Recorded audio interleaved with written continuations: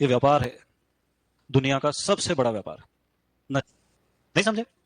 आदमी जब सुबह उठता है तो उसके दिमाग में एक हार्मोन बनता है जिसको कहते हैं कॉर्टिसोल। क्या कहते हैं बेटा? जैसे मान लो अपन उठे ना, तो 5-10 मिनट तक तो कॉर्टिसोल बिल्कुल डाउन रहेगा, फिर वो ऐसे चला जाता है, और फिर शाम को, रात तक जब अपन थक जाते हैं, वापस नीचे चला जाता है। तो कॉर्टिसोल का लेवल ऐसे होना चाहिए, है ना? एक होता है में, ये परमानेंट निराशा है, डिप्रेशन का बाप है ये।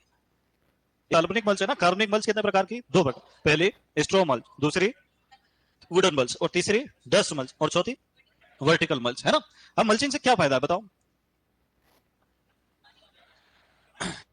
सभी प्रकार की मल्चिंग से वाष्पीकरण कम होता है, मृदा ताप का नियंत्रण होता है ना? खरपतवार नियंत्रण होता है, पर यह केवल पॉलीथीन मल्च से ही होता है ना? बताओ, ये ऐसे खरपतवार नियंत्रण हो सकता है क्या? नहीं होता, वो तो निकल जाते साइड में से और पोषक तो वर्टिकल मल्च में भी नहीं होता है ना? डस्ट मल्च में भी शुरू में तो हो जाता, बाद में फिर रुक जाते हैं। तो पॉलीथीन मल्च जो है वो खरपतवार नियंत्रण करती है। पोषक तत्व प्राप्त होते हैं। कौन सी मल्च से प्राप्त होंगे पोषक तत्व? पॉलीथीन से प्राप्त हो सकते हैं क्या? अच्छा, मुझे एक बात बताओ कि ये जो कार्बनिक मल्च है, इसमें हम फसल अवशेषों का प्रयोग करते हैं जिनका विच्छेदन अगर होगा तो अमीनो अम्ल बनेंगे, ह्यूमिक एसिड, फल्विक एसिड, कार्बनिक पदार्थों के विच्छेदन से यही बनता है। तो मृदा का पीएच कम होगा कि ज्यादा होगा? है? अरे अम्ल बनेंगे तो पीएच कम होगा कि ज्यादा होगा? तो लवणीय क्षारीय मृदाओं के सुधार में उपयोगी है कौन सी मल्च? कार्बनिक मल्च। कितने लाभ हो गए? वाष्पीकरण कम होता है, मृदा ताप नियंत्रण होता है, खरपतवार नियंत्रण होता है, पोषक तत्व प्राप्त होते हैं, और मृदा क्षरण कम होता है। कौन से नहीं होगा?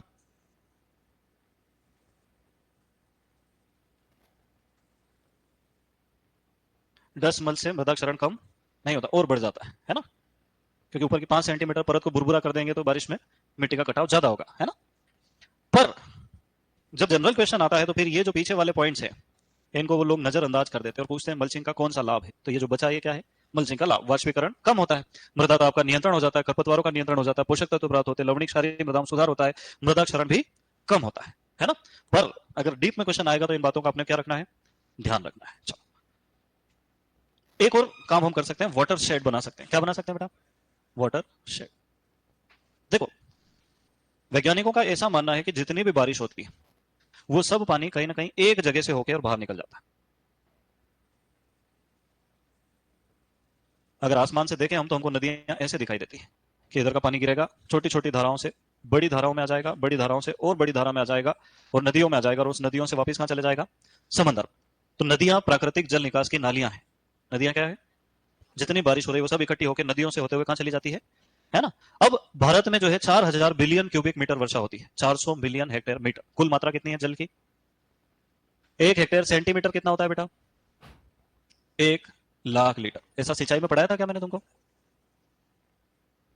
वैसे ही 400 मिलियन हेक्टेयर, और उसमें कितना पानी भरना है? 1 मीटर। 1 हेक्टेयर में 1 मिलीमीटर भरा था तो 10,000 लीटर, 1 सेंटीमीटर भरा था तो 1 लाख लीटर, और 1 मीटर भर दिया तो 1 करोड़। तो ये तो हो गया 1 करोड़, और ऐसा 1 करोड़ कितनी बार है? 400 मिलियन करोड़ लीटर पानी जो है हर साल बारिश में अपने देश में गिरता है ना? उस पानी का लगभग लगभग 40% तक तो हम कहीं ना कहीं यूज करते हैं, मृदा में चले जाता है, जंगल में अवशोषित हो जाता है। बाकी का लगभग 60% पानी वापस नदी नालों से होता हुआ कहां चले जाता है? समंदर में। और समंदर का पानी किसी काम का क्यों नहीं है? खारा है ना? अगर इस पानी को हम रोक ले शुष्क खेती वाले इलाकों में, जैसे अपन खेत में तालाब बनाते हैं आजकल, देखा तुमने? कौन सी योजना है? डिग्गी, क्या कौन सी डिग्गी? डिग्गी तालाब बनाते हैं ना खेत में। एक बलराम ताल योजना चलाई थी सरकार ने। ऐसे ही एक वाटरशेड डेवलपमेंट प्रोग्राम चलाया कि यहाँ देखो अपने गांव के आसपास पूरे इलाके का पानी किस जगह से बाहर निकल रहा है। छापरा, क्या कहते हो तुम? छोटा नाला, नदियां। जो बहुत छोटा नाला होता है ना उसको छापरा कहते हैं। क्या कहते हैं? उससे थोड़ा बड़ा होता है उसको खाल कहते हैं गाँव में, है ना? फिर जो और बड़ा होता है उसको नदी कहते हैं। तो ये सारे क्या है? जल निकास के मार्ग है। एक बिंदु जहां से सब पानी एक जगह से निकल रहा है, वहां पे एक दीवार बनाना है, और उसके दीवार की वजह से पानी रुक जाएगा। तो जितने भी डैम बनते हैं, डैम देखे तुमने कभी? कैसे बनाते डैम? नदी के सामने एक दीवार बना दो तो वो क्या कहलाता है? A wall across the river. नदी से 90 डिग्री का कोण बनाते हुए एक दीवार क्या कहलाएगी? डैम। मान लो नदी बह रही है तो कैसे तालाब बनाना है अपने को? ऐसे एक दीवार बना दी, यही क्या कहलाएगा? डैम कहलाएगा। तो वाटरशेड भी क्या है? एक प्रकार के डैम्स हैं। पर सरकार ने इसका वर्गीकरण कर दिया कि वाटरशेड 5 प्रकार के बनाए जा सकते हैं। कितने प्रकार के? 5 प्रकार। सबसे छोटा बनता है मिनी। मिनी माइक्रो से मिली, तो सब मैक्रो ने मैक्रो से शिकायत कर दी। सब इंस्पेक्टर साहब ने इंस्पेक्टर साहब से शिकायत कर, मैक्रो मतलब बड़ा, सब मैक्रो मतलब बड़े, छोटा छोटा। ये ट्रिक याद रखोगे तो जिंदगी भर काम याद रहेगा, नहीं तो ये मिली और मिनी कंफ्यूज करके मार देंगे अपने एग्जाम में। क्या ट्रिक है बेटा? मिनी माइक्रो से मिली, तो सब मैक्रो ने मैक्रो को बता दिया। अब ऐसा कहा गया कि ऐसा वाटरशेड जिसका आकार 1 से 100 हेक्टेयर, वो क्या कहलाएगा? और 100 से 1000 हो तो, और 1000 से 10,000 हो जाए तो, और 10,000 से 50,000, 1 लाख तक नहीं ले जाना है ना, और 50,000 हेक्टेयर से बड़ा हो तो क्या कहलाएगा? याद रहेगा, भूल जाओगे? चलो बताओ कितने प्रकार के वाटरशेड है? पहला, दूसरा, तीसरा, चौथा और पांचवा। मिनी का आकार कितना है?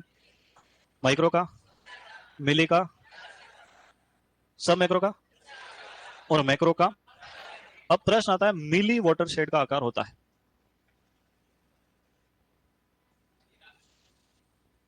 बताओ कितना होता है? पक्का? और माइक्रो का है? पक्का? देखना, तुम भूल मत जाना, बस इसीलिए कंफ्यूज होता है आदमी, क्योंकि ट्रिक याद नहीं करता है। चलो, अब और क्या कर सकते हैं अपन? प्रति वाष्पोत्सर्जक पदार्थों का प्रयोग कर सकते हैं।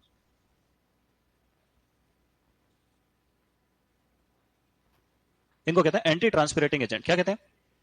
Anti transpirating agent. मुझे एक बात बताओ कि पौधे जितना भी पानी अवशोषित करते हैं उसका कितना प्रतिशत वाष्पोत्सर्जन में नष्ट कर देते हैं? 99%। 1% से भी कम जल का प्रयोग उपापचयी क्रियाओं में किया जाता है। अगर इस वाष्पोत्सर्जन को हम कम कर दें, आधा ही कर दें, तो भी 50% पानी की बचत हो जाएगी, डबल क्षेत्रफल में हम फसल उगा सकते हैं। तो ऐसे पदार्थ जो वाष्पोत्सर्जन की दर को कम कर देते हैं क्या कहलाते हैं? प्रति वाष्पोत्सर्जक पदार्थ।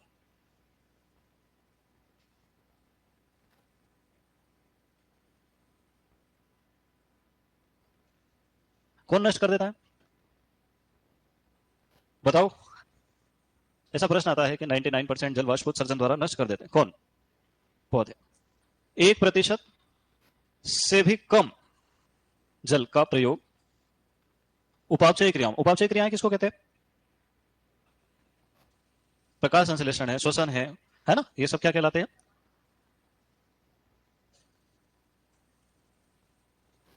तो पौधे अपने द्वारा अवशोषित जल का 99% पानी तो वापस उड़ा देते हैं। अब इस पानी को अपने को रोकना है।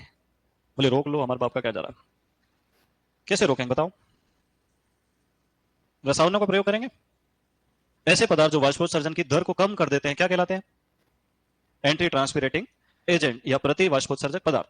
अब देखो, एक 4 प्रकार के होते हैं। एक होते हैं स्टोमेटा को बंद करने वाले। पर्णरंध्र लिखूं कि स्टोमेटा लिखूं? स्टोमेटा क्लोजिंग टाइप, ठीक है। दूसरे होते हैं फिल्म फॉर्मिंग टाइप, यानी परत बनाने वाले।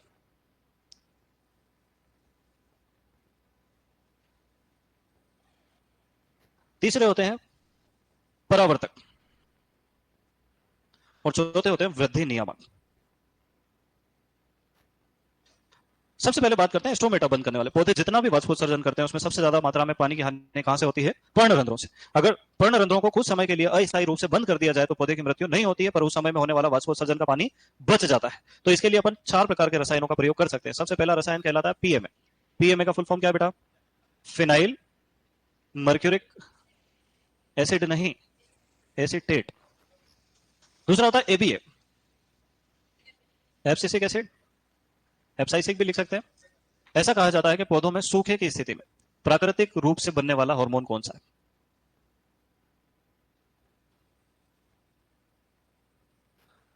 प्रोलीन बनता है। क्या बनता है? प्रोलीन एमिनो एसिड है, जो बाद में कायम बदल जाता है, एबीए में बदल जाता है। तो एबीए का प्रीकर्सर कौन है?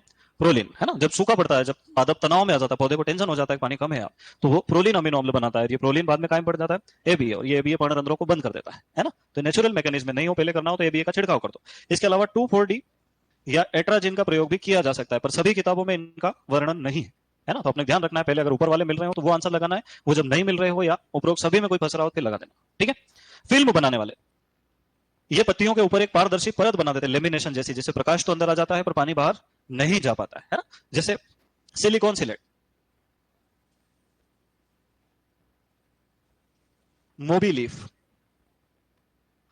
इनके कलर अलग अलग कर दूं क्या? तुम मिक्स में लिख दोगे, मुझे पूरा यकीन है। हेक्साडेकेनॉल, ये अंग्रेजी आते ही पैरों के नीचे जमीन खसकना शुरू हो जाती है। पेक्लोब्यूट्राजोल, ये तो पढ़ा होगा तुमने, आम में एकांतर फलन को रोकने के लिए।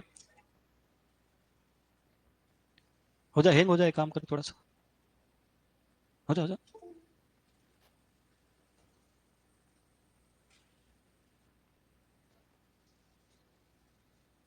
वैक्स, वैक्स किसको कहते हैं? मोम को। ऑयल, और किसका प्रयोग करेंगे यार? बहुत है। सिलिकॉन, सिलेट, मोबिलिफ, हेक्साडेकेनॉल, पेक्लोब्यूट्राजोल, वैक्स, ऑयल, और फिर याद आएगा तो और लिखवा दूंगा, 10 एक है कुछ। परावर्तक पदार्थ है ना, इनको रिफ्लेक्टेंट कहते हैं। क्या कहते हैं? ये सफेद रंग के पदार्थ होते हैं जो पत्तियों पर परत बना लेते हैं, आने वाले प्रकाश को वापस परावर्तित कर देते हैं, जिसके कारण जब तक प्रकाश अवशोषित नहीं होगा तब तक टेम्परेचर नहीं बढ़ेगा। आपने पढ़ा मौसम जलवायु में, तो वो क्या करते हैं, आने वाले प्रकाश को वापस लौटा देते हैं। प्रकाश संश्लेषण की दर तो कम होती है, पर पानी का नुकसान बच जाता है ना। इसमें सबसे ज्यादा केओलिन का उपयोग किया जाता है। केओलिन को चाइना क्ले भी कहते हैं। क्या कहते हैं? China clay. इसकी जगह चूने का प्रयोग भी किया जा सकता है, कैल्शियम कार्बोनेट, है ना। कितने प्रतिशत? 5% छिड़काव का, है ना। 100 लीटर पानी में 5 किलो चूना घोल के छिड़क। वृद्धि नियामक, इनको कहते हैं ग्रोथ रिटार्डेंट। अब मुझे एक बात बताओ, मान लो अपन ने कोई पौधा लगाया फसल का,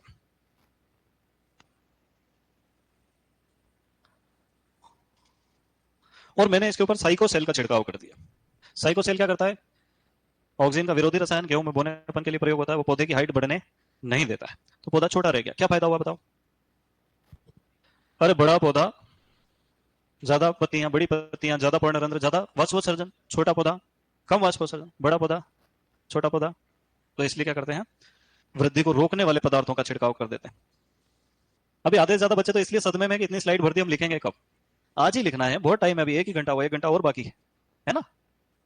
तो साइकोसेल, है ना, जिसको कई बार सीसीसी भी लिख देते हैं, है ना, ये ऑक्सीजन का विरोधी रसायन है। तो ये इतने प्रकार के प्रतिवाष्पोत्सर्जक पदार्थ हम उपयोग कर सकते हैं। बताओ कितने प्रकार के? पहले कौन से थे? एस्ट्रोमेटा या पर्णरंध्रों को बंद करने वाले। दूसरे कौन से थे? परत बनाने वाले। तीसरे कौन से थे? परावर्तक। और चौथे कौन से थे? वृद्धि नियामक। अच्छा मुझे बताओ कि पहले यानी पर्णरंध्रों को बंद करने वाले कितने रसायन थे? कौन कौन से? PMA, ABA, 2,4-D, एट्राजेन। सूखे की स्थिति में पौधों में कौन सा अमीनो अम्ल बनता है? प्रोलीन, जो बाद में कायम बदल जाता है ना। इसको स्ट्रेस हार्मोन या तनाव हार्मोन भी कहते हैं, उधर पढ़ा हुआ हॉर्टिकल्चर में। चलो फिर अपन आ जाते हैं फिल्म फॉर्मिंग टाइप। इसमें कौन कौन आएगा? मोबिलिफ, हेक्साडेकेनॉल, पेक्लोब्यूट्राजोल, सिलिकॉन, सिलेट, और वैक्स और ऑयल। एक दो नाम और लिखें क्या उसमें? फॉलिकॉल और एसिटाइल अल्कोहल, वो भी लिख देते हैं ये लोग।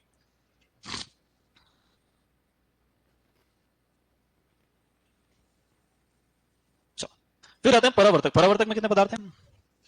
2 है कि 3 है? 2 ही है। कौन से 2? एक तो केओलिन, जिसको चाइना क्ले कहते हैं, और दूसरा कैल्शियम कार्बोनेट या चूना, है ना, ये अस्थायी रूप से प्रयोग किया। और चौथा वृद्धि नियामक, इसमें कौन आता है? साइकोसेल। अब ऐसा कहा जाता है कि भारत के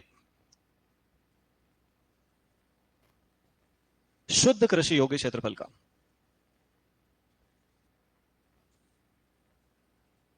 58% क्षेत्रफल पर शुष्क खेती की जाती है। ये पुरानी लाइन है, मैं बता रहा हूं, है ना। अभी 55% सिंचित। देखो भारत का क्षेत्रफल कितना है? कृषि योग्य क्षेत्रफल 141 मिलियन हेक्टेयर, उसको अपन क्या मानते हैं? 100%। अगर 58% पर शुष्क खेती हो रही है, तो सिंचाई की सुविधा कितने पे होगी? 42%। तो ऐसा माना जाता था कि भारत की सिंचित क्षेत्रफल कितना है? 42%, है ना। अब खरीफ में तो 100% की बुआई करते हैं, रबी में 42% सिंचित है, तो 42%, तो फसल सघनता कितनी आती थी? 142%। अरे ऐसे ही तो निकालते हैं। अब अपन ने कह दिया कि फसल सघनता हो गई 155%, कितनी हो गई? तो अब बताओ शुष्क खेती कितना बचा है? 45 ही बचा है असिंचित क्षेत्रफल, है ना। सिंचित क्षेत्रफल हो गया 55। पर अभी ये डेटा जो है 11वीं 12वीं की किताबों तक नहीं पहुंचा, और 5-10 साल नहीं पहुंचेगा। अभी भी 12वीं में 70% आबादी कृषि पर निर्भर लिखा ही है ना। तो अपने को अभी ये याद रखना है। पर यह भी याद रखना है कि कोई मान लो इस प्रकार का प्रश्न आ जाए कि भारत की शस्य सघनता 155% है, तो बताओ असिंचित क्षेत्रफल कितना है? 45%। ठीक है। इसी लाइन को दूसरी तरह से लिखते हैं कि भारत के कुल कृषि योग्य क्षेत्रफल का, मैं इसी को कॉपी पेस्ट कर देता हूं। शुद्ध की जगह क्या लिखना आपने को? कुल। अभी तो आधे बच्चों को ये नहीं मालूम, शुद्ध और कुल होता क्या है। हाँ,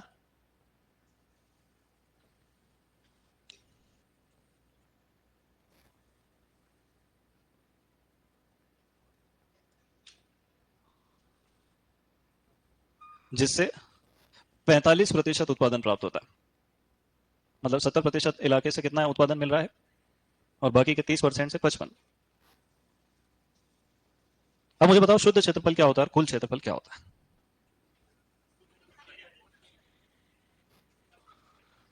देखो इसको छोटे उदाहरण से समझते हैं फिर बड़े पे ले जाएंगे। जैसे हरे राम काका के पास 10 हेक्टेयर जमीन है। कितनी है? उसमें से 2 हेक्टेयर पड़ती है ना, पड़त है पड़त। तो खेती कितने हेक्टेयर पे कर रहे हो? तो ये 8 हेक्टेयर क्या हो गया उनका शुद्ध क्षेत्रफल, क्या हो गया? ठीक है। फिर हरे राम काका ने 8 हेक्टेयर पे सोयाबीन लगाया। कब लगाया? खरीफ में। और 4 हेक्टेयर पे गेहूं लगा दिया। कब लगाया? रबी में। और 2 हेक्टेयर पे क्या लगा दिया? मूंग लगा दिया, क्योंकि नहर चालू हो गई जायद में। तो कुल क्षेत्रफल कितना हो गया? 14 हेक्टेयर। नहीं आया समझ में? अभी भी नहीं आया? अरे जितने हेक्टेयर खेती के योग्य है वो तो कहलाता है शुद्ध एरिया, और उसमें साल भर में जितने हेक्टेयर की फसल उगा ली ये क्या कहलाता है? कुल एरिया। ठीक है? क्या नहीं आया? तो भारत का शुद्ध कृषि योग्य क्षेत्रफल 141 मिलियन हेक्टेयर है, जिसमें लगभग 201 मिलियन हेक्टेयर की खेती अपन कर लेते हैं। बारिश अच्छी होती है तो ज्यादा कर लेते हैं, बारिश खराब होती है तो कम कर लेते हैं। ये कम ज्यादा हो सकता है, इस तरह से निकालते हैं। इसकी वास्तविक परिभाषा यूं कहती है कि एक बार में बोया जा सकने योग्य अधिकतम क्षेत्रफल शुद्ध क्षेत्रफल कहलाता है। मतलब 8 हेक्टेयर के खेत है तो ज्यादा से ज्यादा कितनी खेती कर सकते हैं? 8 हेक्टेयर, वही शुद्ध है ना। जितनी उन्होंने कर लिया 8 8 2 16 8 या 24 तक जा सकते हैं। रिले क्रॉपिंग करे तो 8 चौक 32 तक जा सकते हैं, है ना। तो वो जो कुल खेती करेंगे वो कहलाएगा कुल या सकल क्षेत्रफल। ठीक है। तो भारत के शुद्ध कृषि योग्य क्षेत्रफल का 58% शुष्क खेती के अंतर्गत आता है, और कुल कृषि योग्य क्षेत्रफल का 70% शुष्क खेती के अंतर्गत, है ना। मतलब शुष्क खेती वाले भी डबल फसल ले रहे हैं, अपन भी ले ही रहे हैं कहीं ना कहीं से, है ना। चलो, अब ये वाला शुष्क खेती का टॉपिक खत्म हो गया। अब अपन पढ़ेंगे अंतरा शस्य, पर मुझे लगता है कि तुम इसको लिखने में 1 2 दिन तो लगा ही दोगे, हैं? एक काम करता हूं, थोड़ा सा और पढ़ा देता हूं, है? अरे अभी तो देखो 40 मिनट बच रहे हैं। नहीं पढ़ू? ए? अरे यार 2 ही दिन का चैप्टर था, इसमें 3 दिन थोड़ी लगाना। अच्छा चलो, नहीं पढ़ने वाले कितने हैं? हाथ खड़ा करो। च्युइंगम खाने 10,000 का फाइन है, 15,000 फीस भरी होगी तुम्हें। हाथ ऊंचा करने में सबसे आगे। लिखो। मैं सोच रहा थोड़ा पढ़ा दूं, फिर मैं चले जाता। जिसको नहीं लिखना वो भी चले जाते, जिसको लिखना वो बैठते आराम से, है। अब ये लिखने वाले कह रहे कि इतना पढ़ा दो, फिर 10 मिनट बचे तो उसमें और पढ़ा देना। थोड़ा सा और पढ़ा देता हूं, मुझे पता है इसको लिखने में तुमको आधा घंटा लगेगा, और पढ़ा दूंगा तो फिर 40 मिनट लगेंगे, है ना। मिश्रित फसल एवं अंतरा शस्य, है ना। इसको अंग्रेजी में क्या लिखेंगे अपन? Mixed crop and intercropping. इधर देखो, पुराने जमाने में किसानों के पास सिंचाई की कोई सुविधा नहीं थी, और ऐसी खेती जिसमें किसान के पास सिंचाई की कोई सुविधा नहीं होती है उसको हम कहते हैं वर्षा आधारित खेती। क्या कहते हैं बेटा? जब सिंचाई की सुविधा हो, किसान के पास ट्यूबवेल हो, कुआ हो, नहर हो, तो इसको कहते हैं सिंचित खेती। ये प्रश्न जेईटी 2020 में पूछा हुआ है कि जब किसान के पास सिंचाई की कोई सुविधा नहीं होती तो इसको क्या कहते हैं? वर्षा आधारित खेती। जो खेती पूरी तरह से वर्षा पर ही निर्भर करती है, वर्षा आधारित। तो पुराने जमाने में ज्यादातर खेती वर्षा आधारित होती थी, और वर्षा आधारित होने के कारण, है ना, जैसे अपन ने इधर भी लिखा ना 58% क्षेत्रफल वर्षा आधारित है। कहां गया रे? ये आईडी गलत जगह डाल दिया, इसको वर्षा आधारित लिख देता हूं मैं,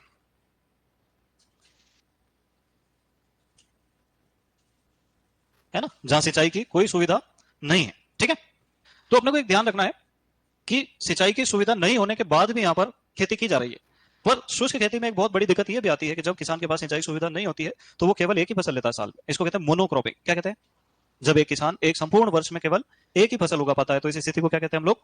मोनोक्रॉपिंग। तुम चाहो तो दोनों परिभाषाएं लिख देता हूं मैं, वर्षा आधारित खेती भी और मोनोक्रॉपिंग, है ना। देखो, वर्षा आधारित खेती किसको कहेंगे हम? जो पूरी तरह से किस पर निर्भर कर रही है ना। रेड्डी रेड्डी ने कुछ और लिख रखा है ना। अभी तो लिखा कल ही तुमने रेनफेड पर। ऐसी खेती जिसमें किसान के पास सिंचाई की कोई सुविधा उपलब्ध नहीं हो,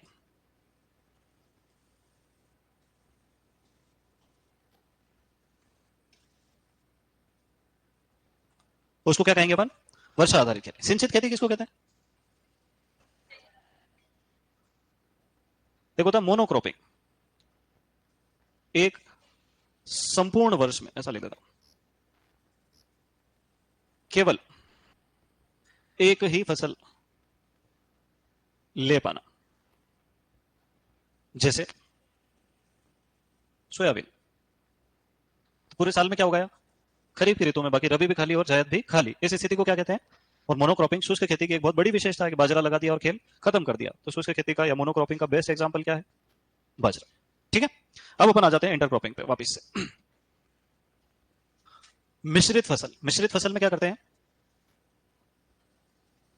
कि जब किसान मोनोक्रॉपिंग करता था तो उन्होंने देखा कि यार साल भर में केवल बाजरा ही उगा पा रहे हैं, तो कुछ किसानों ने दिमाग लगाया, बाजरे के साथ वो क्या करते हैं, मूंग के बीज भी खेत में फेंक देते, तो दाल और रोटी दोनों जुगाड़ एक साथ हो जाता था, है ना। तो जब बुआई से पहले बीजों को मिलाकर उनकी बुआई कर देते हैं या खेत में फेंक देते हैं बिना किसी कतार व्यवस्था के, तब इसको क्या कहा जाता है? मिश्रित फसल। इसकी स्टैंडर्ड परिभाषा देखें तो जब एक साथ एक ही खेत में एक ही समय पर दो या दो से अधिक फसलों को बिना कतार व्यवस्था के लगाया जाता है, तो इसको हम क्या कहते हैं? मिश्रित फसल। एक होता है मिश्रित खेती, खेती के साथ पशुपालन करना, दोनों चीजें एक एक अलग अलग। तो खेती के साथ पशुपालन करना क्या कहलाता है? उसको भी एक्स्ट्रा पॉइंट बना देता हूं, नहीं तो ये फिर से डाउट आ जाए। कल ही पूछा किसी ने मेरे से। मिश्रित फसल अलग बात है और मिश्रित खेती अलग बात है। 5 बैच वालों का तो क्लियर होगा, उनका फर्स्ट चैप्टर क्लियर है, उनको पता है खेती के 5 प्रकार, है ना। वो चैप्टर बहुत ज्यादा जरूरी, देखो सब आ गया ना उसमें से। तो जब दो या दो से अधिक फसल को एक साथ एक ही समय पर एक ही खेत में पर बिना कतार व्यवस्था के लगाया जा रहा है, तो इसको हम क्या कहेंगे? मिश्रित फसल। अब ये कोई वैज्ञानिक तरीका है क्या? नहीं, अवैज्ञानिक तरीका, बस फेंक दिया, भूल गए। फसलें आपस में प्रतियोगिता करेगी, कृषि क्रियाओं में कठिनाई आएगी, कोई कतार व्यवस्था उपस्थित नहीं है ना। और अपन जानते हैं फसल 5 चीजों के लिए प्रतियोगिता करती है, जल के लिए, पोषक तत्व के लिए, स्थान के लिए, प्रकाश के लिए और CO2 के लिए। तो वो पूरी प्रतियोगिता वहां दिखाई देगी। जब कटाई करते हैं तो फसलें एक साथ ही पकती, एक साथ काट लेते हैं, और पहले तो थ्रेशर मशीन भी नहीं होती थी, है ना। तो क्या करते थे? बेलों को चल देते थे, तो बीजों का मिश्रण प्राप्त होता था, भौतिक रूप से अशुद्ध बीज प्राप्त होते थे, जिनको बाद में घर लाके अलग अलग करना पड़ता था। तो ये कोई अच्छी विधि नहीं है, पुराने जमाने की विधि। तो फिर एक नया शब्द आया जिसका नाम क्या रखा? अंतराशस्यन। अंतराशस्यन कब आया? जब हम 2 फसल 3 फसल लगाने लग गए, पर जनसंख्या इतनी बड़ी कि एक साथ एक ही खेत में 2-2 फसल लेना पड़ी। तब क्या किया अपन ने? उन्हीं फसलों को एक साथ एक ही समय पर लगाया, पर इस बार निश्चित कतार व्यवस्था में लगाया। तो इसको क्या नाम दे दिया? तो दोनों की परिभाषा बनेगी एक ही जैसी, एक में कतार व्यवस्था लिखना और एक में बिना कतार व्यवस्था लिखना। क्या लिखूं? जब दो या दो से अधिक फसलों को एक साथ एक ही समय पर एक ही खेत में, अब आगे तुम बताओ, है बिना कतार व्यवस्था के लगाया जाता है, तो इसको क्या कहते हैं? अंतराशासन कहते हैं। जैसे मिश्रित कहते हैं, बाजरा प्लस मूंग। ठीक है, अब इसी परिभाषा को मैं नीचे लाके लिख देता हूं, बताओ मुझे क्या इसमें चेंज करना पड़ेगा? है ये कुछ रह गया यार?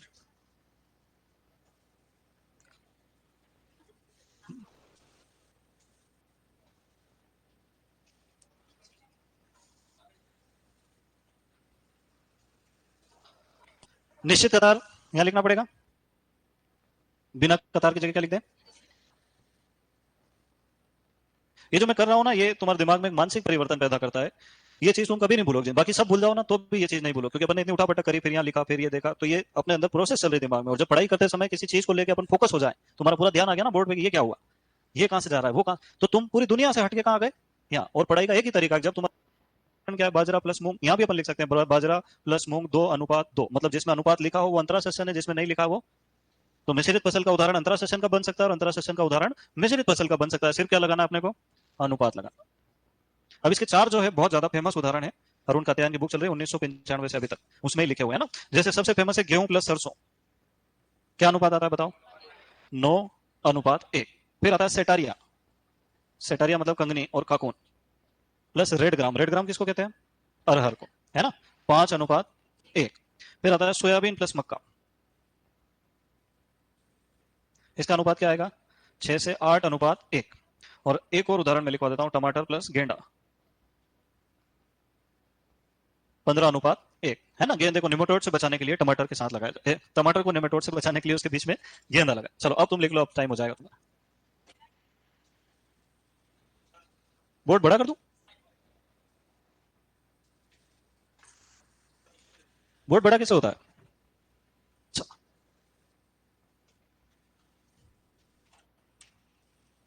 यार ये मक्खी बार बार परेशान करती तुमको।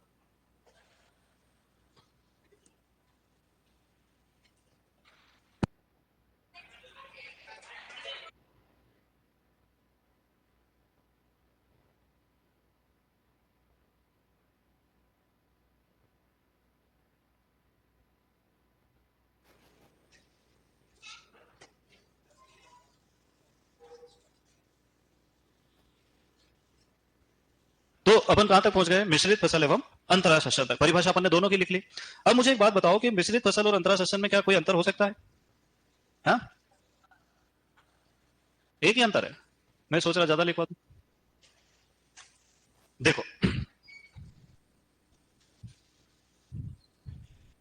एक तरफ तो अपन लिख लेंगे मिश्रित फसल और दूसरी तरफ लिख लेंगे अंतरा शस्यन। यहां लिख देंगे गुण।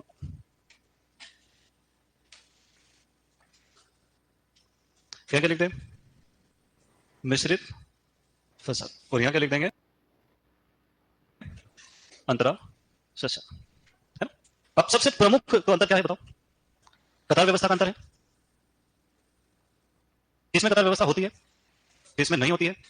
तो कतार व्यवस्था में अपन पहला अंतर देखते हैं कि मिश्रित फसल में कतार व्यवस्था नहीं होती है और अंतरा शस्यन में कतार व्यवस्था होती है ना? अच्छा, निश्चित अनुपात, यानी एक फसल मुख्य और दूसरी फसल गौण, ऐसा किसमें होता है? मिश्रित फसल में, अंतरा शस्यन में होता है ना? निम्न में से कौन सी एक वैज्ञानिक विधि है? कौन सी वैज्ञानिक विधि मानी जाती है? मिश्रित फसल वैज्ञानिक विधि नहीं है, जबकि अंतरा शस्यन वैज्ञानिक विधि है। फसलों में प्रतियोगिता मिश्रित फसल में अधिक होती है और अंतरा शस्यन में कम होती नहीं होती, लेकिन मामला गड़बड़ हो जाएगा। होती तो है ना? भले 1% होगी, 0.1% हो, पर अधिक कहां होगी? मिश्रित फसल में। अच्छा, बुआई और कटाई का समय मिश्रित फसल में एक साथ ही होता है। बुआई भी एक साथ और कटाई भी एक साथ। अंतरा शस्यन में अलग अलग। अपन लिखेंगे आगे कि दोनों फसलों की कटाई में कम से कम 30 दिन का अंतर होना ही चाहिए। कितने दिन का होना चाहिए? There should be 30 days difference between the harvesting of both crops. चलो, नहीं आया समझ? जब मैं समझाऊंगा तब समझना, अभी नहीं समझना। चार पांच चीजें अपन ने देख ली। कतार व्यवस्था किसमें होती है? अंतरा शस्यन में। मिश्रित में नहीं होती। निश्चित अनुपात, यानी किसी फसल को मुख्य और गौण किसमें माना जाता है? मिश्रित फसल में ऐसी कोई व्यवस्था नहीं होती। वैज्ञानिक विधि कौन सी है? फसलों में प्रतियोगिता अधिक कहां होगी? बुआई और कटाई का समय।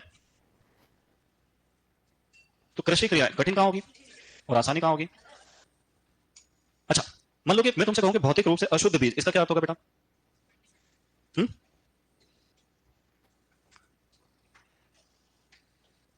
इसको बीज मिश्रण भी लिख सकते हैं अपन। कहां प्राप्त होगा? मिश्रित फसल में। और यहां नहीं प्राप्त होगा। क्यों नहीं होगा? क्योंकि वो दोनों फसल एक साथ काट के एक साथ थ्रेसिंग करेंगे तो दोनों एक साथ ही में, फिर बाद में अलग अलग करना पड़ेगा। पर अंतरा शस्यन में ऐसा नहीं होता, दोनों की कटाई अलग अलग होगी। और बताओ, अब तुम बताओ, सात अंतर मैंने बता दिया। बताओ, ये कैसी विधि मानी जाती है? प्राचीन। और ये धन, श्रम, समय किसमें अधिक लगेगा? अंतरा शस्यन में ज्यादा मेहनत। मिश्रित में कुछ नहीं करना है, फेंको, है ना? बुआई का तरीका तुम चाहो उतने बना सकते हो, है ना? बस यही तुमको ध्यान देना है कि चारों ऑप्शन देख के पहचान लेना क्या हो सकता है क्या नहीं हो सकता। तो कतारों में बुआई किसमें होती है? अंतरा शस्यन में। और बिना कतार के बुआई किसमें होती है? चलो लिख लो। ऐसा लिखा है वहां पे? कितने पॉइंट लिखे? 6 7? हाँ, और एक आध लिखा हो इधर तो ऐड कर लेना भले। और स्केल नहीं हो तो किताब या कॉपी से भी लाइन खींची जा सकती है। और इसमें तो पूरे पेज में लाइन खींच दी। तो यांत्रिक क्षति, यांत्रिक क्षति किसको कहते हैं? जब मशीनों में से, थ्रेसर से लेके ग्रेडर मशीन में बीज निकलता है, वहां कहीं कहीं कट लग जाता है, तो फिर क्लोराइड से उसका चेंज, कलर चेंज हो जाएगा, कट वाले स्थान। राजस्थान में प्रथम वन नीति की घोषणा कब हुई? पैराक्वेट को शाकनाशी के अंतर्गत वर्गीकृत किया। अब देखो ऑप्शन दिया, वर्णात्मक, सर्वांगी, संकुचित और प्रतिस्थापित। ये क्वेश्चन में तो मैंने लिख रखा है उसका। अब संकुचित नाम की कोई चीज होती नहीं है, तो पेपर बनाने वाले बहुत खतरनाक लोग हैं, है ना?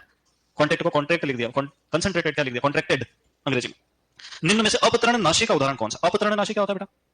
खरपतवार नाशी। तो उसने खरपतवार को अपतरण लिख दिया। आप ज्यादा विकेट तो नहीं गिर गए, पूरा खरपतवार विज्ञान रट के गए और बोले अपतरण। निम्न में से सम्मिश्रण उर्वरक कौन सा है? अब देखो फिर उसने हिंदी की 12 बजा दी, है ना? क्या पूछना था उसको?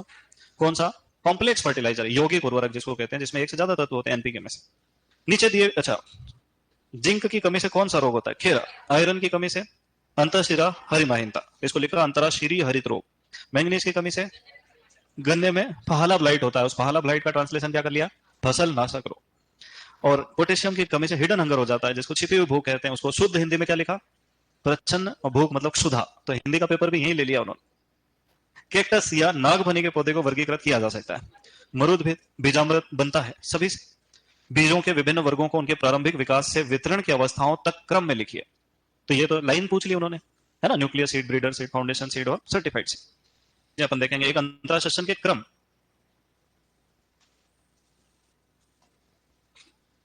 एक अंतरासेशन के सिद्धांत और एक अंतरासेशन के प्रकार। सबसे पहले क्रम की बात करते हैं, पर यहाँ पे जो चीजें नोट्स में नहीं रहती है वो ऐसी है।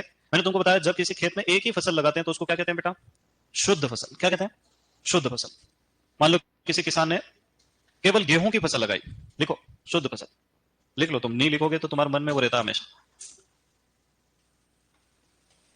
प्योर क्रॉप भी कहते हैं इसको और सोल क्रॉप भी कहते हैं। बोले सर बोल तो देते हैं, लिखवाते नहीं है। ये लो लिखो। जब खेत में एक ही फसल लगाई जाती, मतलब ये ना तो मिश्रित फसल वाली स्थिति है और ना ही अंतरासेशन वाली स्थिति है, तो फिर वो फसल क्या कहलाएगी? शुद्ध फसल या सोल क्रॉप, प्योर क्रॉप। और एक होती है संयुक्त फसल। संयुक्त फसल किसको कहेंगे? मिश्रित और अंतरासेशन दोनों को एक साथ क्या कह सकते हैं?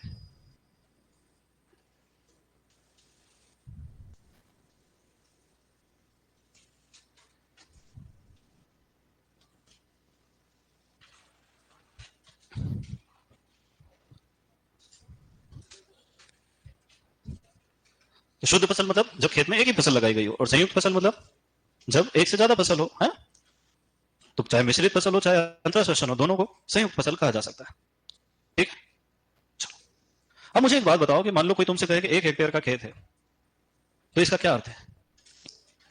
कि 1 हेक्टेयर का खेत है मतलब कितने वर्ग मीटर का बेटा? 10,000 वर्ग मीटर, है ना। इसका स्टैंडर्ड साइज माना जाता है 100 गुणा 100 मीटर। 50 गुणा 200 भी होगा तो भी होगा तो 1 हेक्टेयर, पर अगर कैलकुलेशन करना तो उस खेत को कैसा मानना है? हमेशा 100 बाय 100, है ना। अब मैं तुमसे कह रहा हूं कि गेहूं में 2 कतारों के बीच की दूरी कितनी है? 20 सेंटीमीटर। अच्छा, ऐसी 5 कतारें लगा दूं तो 1 मीटर, और 500 कतारें लगा दूं तो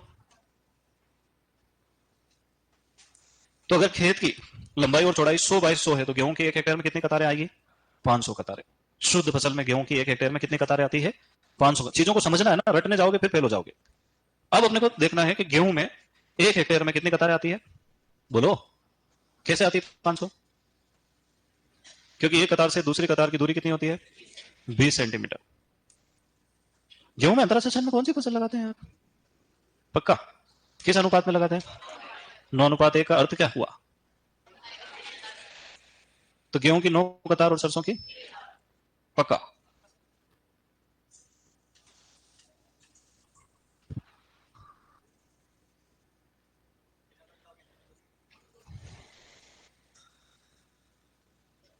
अपने इस बार कहीं जाएगा बताओ तो? जा सकता है क्या? तो ये किसका खेत है बेटा? गेहूं का खेत है। अब 1 हेक्टेयर के लिए तो बहुत आगे जाना पड़ेगा।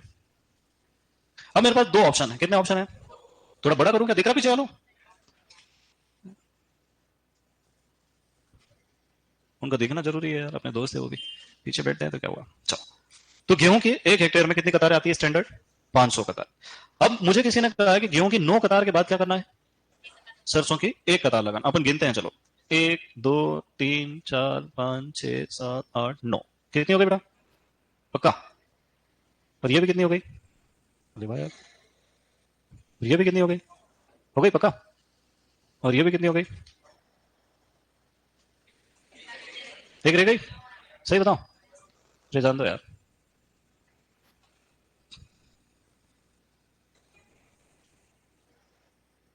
कहाँ रह गई? ठीक है।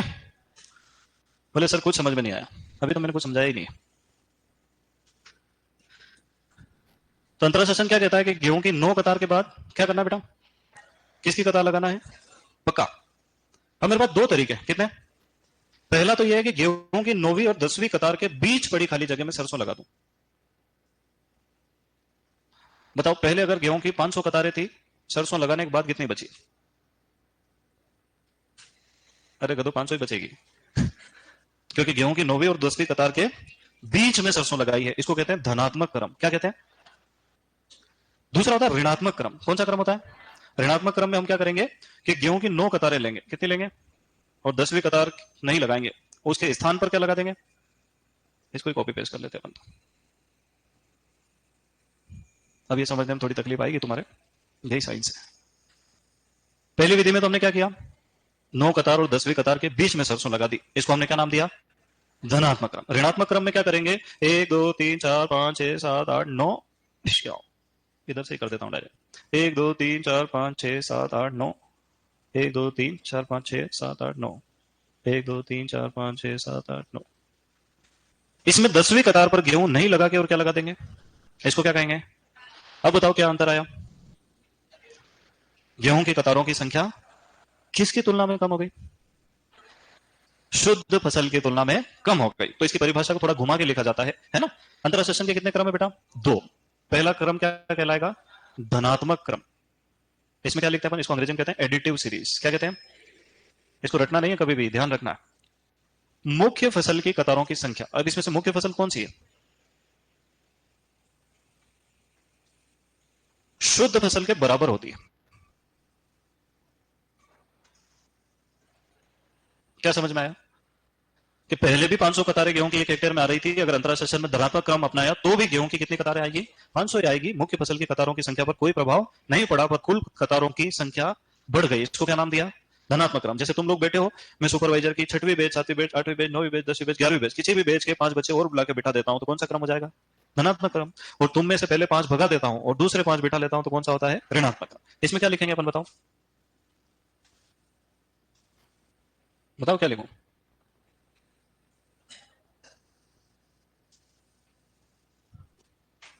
बताओ क्या लिखूं। मुख्य फसल से क्यों कम हो रही है, बताओ, इसको क्या लिखेंगे, ऋणात्मक क्रम। अब ये जो आदमी सो रहा है इसको उठाओ, इससे पूछेंगे अपन कि मैंने क्या पढ़ा है। उठाओ उठाओ, उठ गया दीपक, ये दोनों क्रम समझाना बेटा, खड़ा हो जाओ। कितने क्रम है अंतरा सेशन के, 9 क्रम है। उसे पूछ तेरे पड़ोसी से, क्यों घर वालों को उल्लू बना रहा है तू बेटा, बैठ जा, सो जा। कितने क्रम है, पहला और दूसरा। धनात्मक क्रम में क्या होता है, ये तो लैंग्वेज तो रटना है, पर इसमें होता क्या है ये बताओ, कि अंतरा सेशन में 2 फसल होती है, मुख्य फसल और एक गौण फसल। या तो एक को मुख्य फसल कहते हैं और दूसरे को अंतराशस्य फसल कहते हैं। इसमें मुख्य फसल की 2 कतारों के बीच पड़ी खाली जगह में अंतराशस्य फसल को लगाया जाता है, जिससे मुख्य फसल की कतारों की संख्या में कोई कमी नहीं आती। जबकि ऋणात्मक क्रम में मुख्य फसल की कतार को हटा करके उसके स्थान पर अंतराशस्य फसल लगाते हैं, जिससे मुख्य फसल की कतारों की संख्या शुद्ध फसल की तुलना में कम हो जाती है। इतनी थ्योरी लिखवाऊं कि खाली इतनी लिखवाऊं है, लिखो अंतरा सेशन के क्रम, मैं बोल के लिखवाऊंगा, ये बोर्ड पे तो ऑनलाइन वालों के लिए लिख रखा।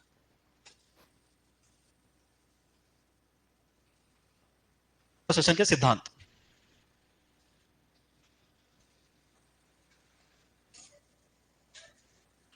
Principles of intercropping.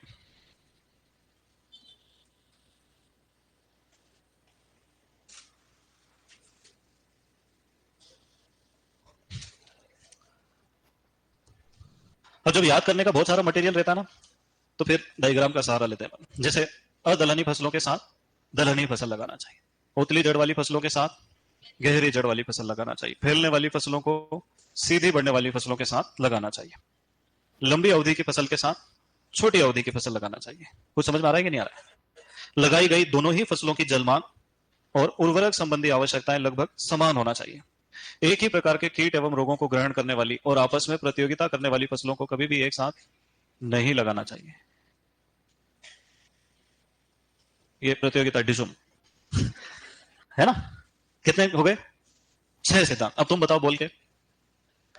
देखो अंतरा सेशन का मतलब 2 फसलों को एक साथ एक ही खेत में एक ही ऋतु में अपन लगा रहे हैं, खरीफ के साथ खरीफ और रबी के साथ रबी, है ना। तो अपन क्या लिखेंगे, अदलहनी के साथ दलहन। जब अपन फसल चक्र पढ़ेंगे तो उसमें लिखेंगे एक के बाद दूसरी फसल, यहां पढ़ रहे एक के साथ दूसरी फसल, बस ये बेसिक है इसका।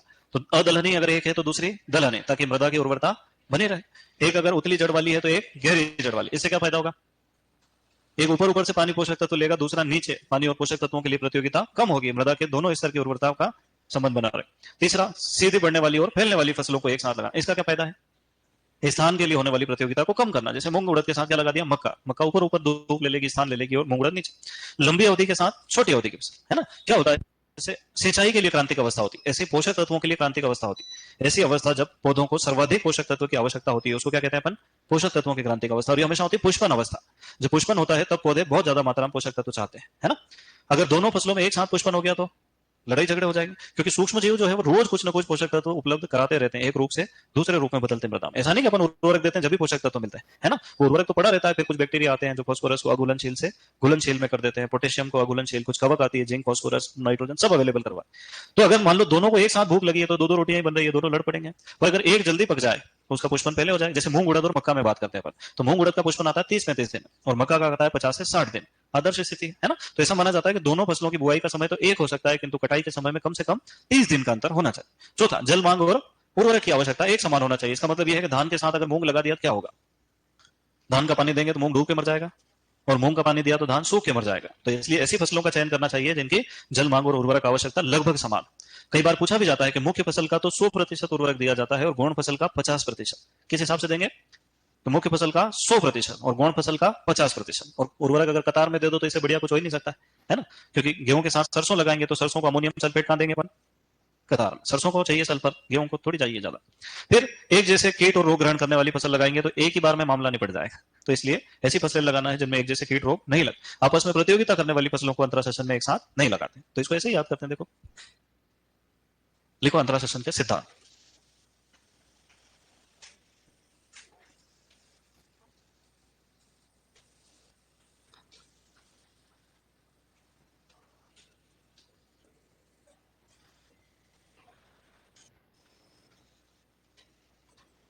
शॉर्टकट में लिखोगे क्या?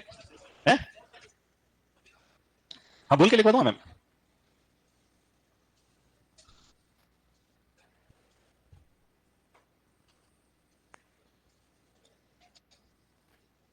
देखो, एक किताब तो मैंने लिख के तुमको दे दी और एक किताब तुम खुद लिखना चाहते हो क्लास में बैठ के, दो हो जाएगी।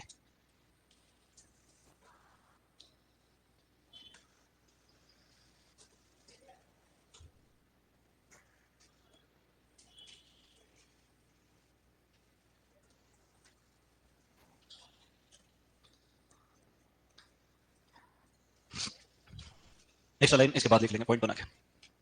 तुम अनबनो तो लिख सकते हो कि दलहनी फसलों के साथ अदलहनी, अदलहनी फसलों के साथ दलहनी फसलों को अंतरा सेशन में सम्मिलित करना चाहिए। सीधी के आगे बढ़ने वाली भी लिख लेना।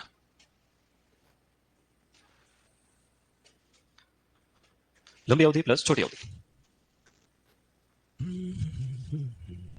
भले अंतरा सेशन का प्रकार हो तो भी पढ़ा देते, नहीं हो तो भी पढ़ा। मुझे एक बात बताओ, एक बार पहले भी अपने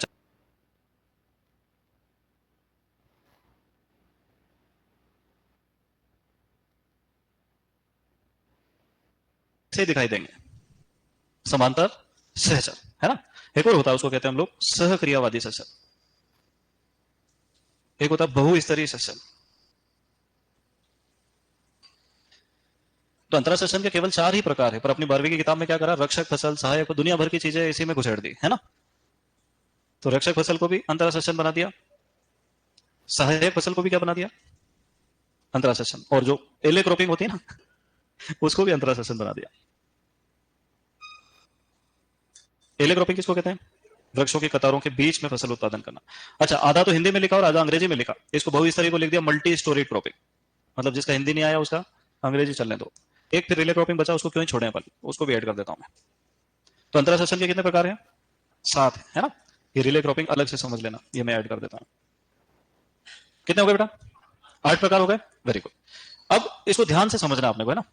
देखो, लिख तो बाद में लेंगे अपन, कोई दिक्कत नहीं। समांतर सेशन या पैरेलल क्रॉपिंग, अगर अंतरा सेशन में लगाई जाने वाली दोनों फसलें, दोनों कौन सी बेटा? मुख्य फसल और गौण फसल के वृद्धि विकास के तरीके बिल्कुल अलग अलग हो। एक गहरी जड़ वाली हो, एक उतली जड़ वाली, एक सीधी बढ़ने वाली हो, एक फैलने वाली, एक जल्दी पकने वाली हो, एक देर से। तो उनके बीच कितनी प्रतियोगिता रहेगी? प्रश्न आता है, शून्य प्रतियोगिता वाली दो फसलों को एक साथ लगाना क्या कहलाता है? अंतरा सेशन। तो पूरे प्रश्न में खाली क्या ढूंढना है अपने को? शून्य प्रतियोगिता या जीरो कॉम्पिटिशन। ठीक है। अंतरा सेशन में लगाई जाने वाली फसलों में अगर शून्य प्रतियोगिता है तो उसको क्या कहेंगे अपन? समांतर सेशन। फिर बात आती है सहचर सेशन यानी कंपेनियन क्रॉपिंग। अंतरा सेशन में लगाई जाने वाली दोनों फसल की सामूहिक उत्पादकता यदि उनकी शुद्ध उत्पादकता के बराबर है तो इसको हम क्या कहेंगे बेटा? सहचर सेशन। अब इसको उदाहरण से समझना पड़ेगा। मान लो कि हरे राम काका के पास एक खेत है। कौन सा खेत है बेटा? उस एक खेत में उन्होंने गन्ना लगाया, 1 हेक्टेयर का खेत है, गन्ना लगाया, कितना गन्ना हुआ? 1000।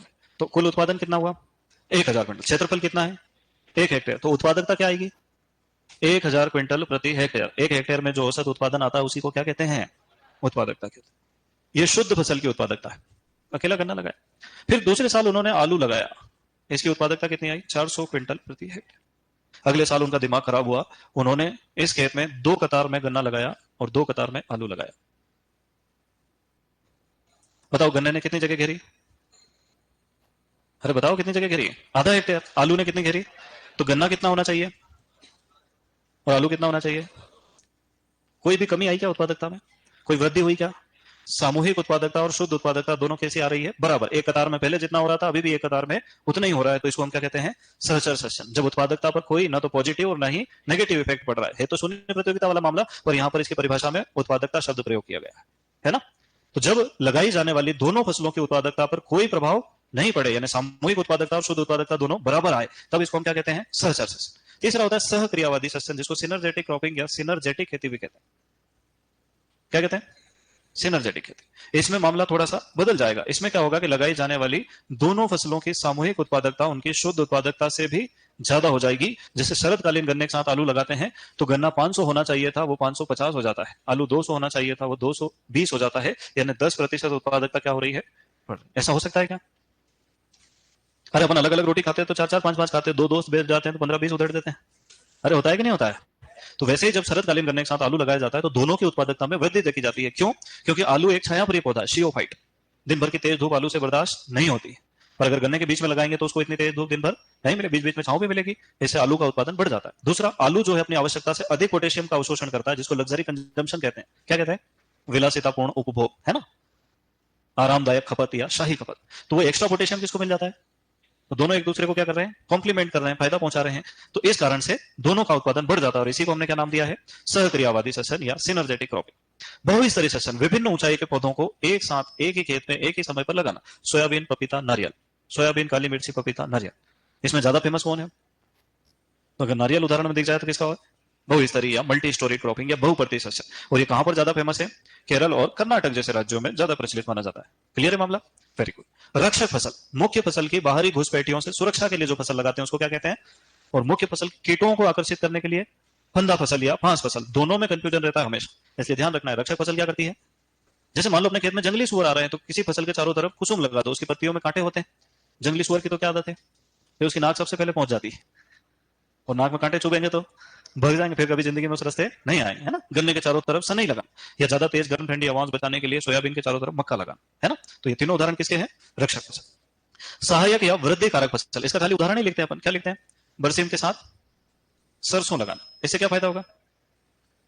प्रथम कटाई में उपज अधिक प्राप्त होगी। ऐसा बताया था क्या मैंने तुमको? कब बता दिया? बरसीम पढ़ाया था, बता दिया, ठीक। फिर एले क्रॉपिंग। देखो पुराने जमाने में ज्यादा जनसंख्या नहीं थी तो कम जमीन में खेती करते, बाकी छोड़ देते थे। फिर सरकार ने कहा कि वृक्षारोपण करो, हम पौधे देते हैं, तो लाइन से ऐसे पौधे लगा दिए।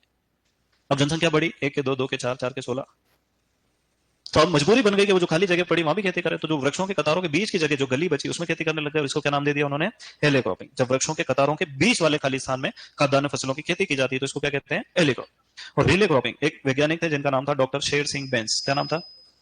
डॉक्टर शेर सिंह बेंस। इन्होंने कहा कि जनसंख्या इतनी बढ़ गई है कि फुर्सत का समय नहीं बचा है, एक साल में 3 नहीं 4 फसल लगाओ। कितनी लगाओ? करीब अभी जायद से भी आगे चले जाओ, ठीक है। तो इन्होंने कहा कैसे लगाओ? बोले मक्का, आलू, गेहूं, मूंग 4 फसल एक साल में ले सकते। धान, आलू, गेहूं, मूंग भी 4 ले सकते, है ना। इनका ऐसा मानना था कि किसान बहुत आलसी प्रकृति का प्राणी है। बारिश होने के बाद तो वो खेत में जाता है, फिर बुआई करता है। फिर मान लो उसने सोयाबीन काट लिया तो फिर वो दशहरा दिवाली तक छुट्टी मनाता है, उसके बाद गेहूं बुआई करने की सोचता है। फिर मार्च में गेहूं काट लिया, फिर आराम से 2-3 महीने पत्ते खेलता है। तो जब आदमी नौकरी में रोज जाता है तो किसानों को भी खेत में रोज जाना चाहिए, छुट्टियां थोड़ी मनाना चाहिए। तो उन्होंने कहा कि रिले क्रॉपिंग करो। जैसे रिले दौड़ होती है, एक आदमी डंडा लेके भागता है, फिर दूसरा आदमी 2 भागता है, फिर तीसरा भागता है, फिर चौथा भागता है। ऐसे फसल का जीवन चक्र उस खेत में खत्म होने ही मत दो। पहली फसल काटो, सीधे दूसरी फसल की बुआई, कोई जुताई कार्य नहीं करना है। बहुत खतरनाक आदमी है। अच्छा, मिश्रित शस्य क्रम का जनक किसे कहा जाता है? लाफलिड्स। बहुत खतरनाक नाम रखा यार। 1928 में इन्होंने मिश्रित शस्य क्रम के सिद्धांत दिए, इसीलिए इनको क्या कहा जाता है? मिश्रित शस्य क्रम का जनक। किसको कहा जाता है बेटा? लाफलिड्स। ठीक है, अब ये लिखना है अपने को, तो मैं तुमको इसको थोड़ा व्यवस्थित दे देता हूं। कैसा शॉर्टकट में लिखना? सच बताओ, व्यवस्थित तो किताब ही है अपने पास, लिखे लिखे। शॉर्टकट वाला बता देता हूं ना, चलो लिखवा देता हूं। पहला लिखो समांतर सेशन या पैरेलल क्रॉपिंग, बोल देता हूं मैं, तुम लिख लो, उससे सब साथ में भी लिख लेते हो तुम। क्या होगा बेटा? फसल। सिल्वी का मतलब क्या होता है? वन। पास्चर का मतलब क्या होता है? चारागाह। और हॉर्टी का मतलब क्या होता है? उद्यानिकी या फल वृक्ष। अब सामने वाला कहता है हॉर्टी पास्चर का संबंध किससे? फल वृक्ष और चारागाह से। एग्रो सिल्वी पास्चर का मतलब किससे? फसल वन और चारा। एग्रो हॉर्टी पास्चर का मतलब फसल उद्यानिकी चारा। तो ऐसे वो कॉम्बिनेशन बनाता रहता है और अपने को उल्लू बनाता रहता है। याद रहेगा कि नहीं रहेगा? लिख लो, एग्रो सिल्वी हॉर्टी पास्चर।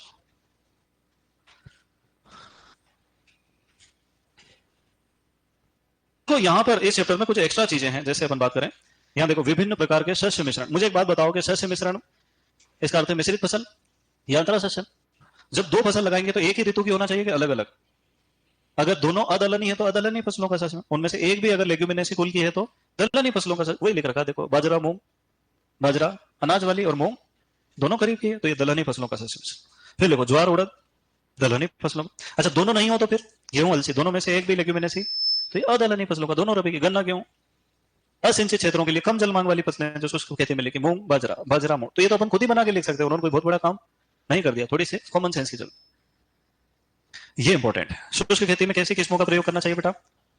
कम अवधि की। तो ये फसलें तो कम जल मांग वाली है, पर इनकी भी कम अवधि की किस्में हैं जो अपने को लिखना है। 16 फसलें हैं और इनकी ऐसे 5 5 10 10 वैरायटी है। तो सब लिखूंगे, इंपॉर्टेंट बता दूं, सच बताओ, फिर मेरे से लड़ने मत आना। तो देखो मैं बता देता हूँ। बाजरे की MH 169, RH B 173 177, WCC 75, HHB 67। चलो मैं बता देता हूँ, तुम लिखो, कॉपी में लिखोगे तो याद हो जाएगी, और इसमें झांकोगे दिन भर तो फिर याद नहीं होगी। लिखो शुष्क खेती के लिए किस्में। कभी कभी डायरेक्ट इसी में से प्रश्न पूछ लेता है डायरेक्ट, निम्न में से मूंगफली की किस्म कौन सी है, फिर अपन कंफ्यूज हो जाता है। तो मैं जो बोलूंगा वही लिखना है, सब नहीं लिखना है, और 5 मिनट के अंदर सब लिखना है ना।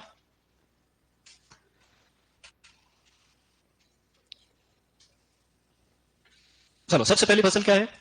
बाजरा। बाजरे में लिखो WCC 75, HHB 67,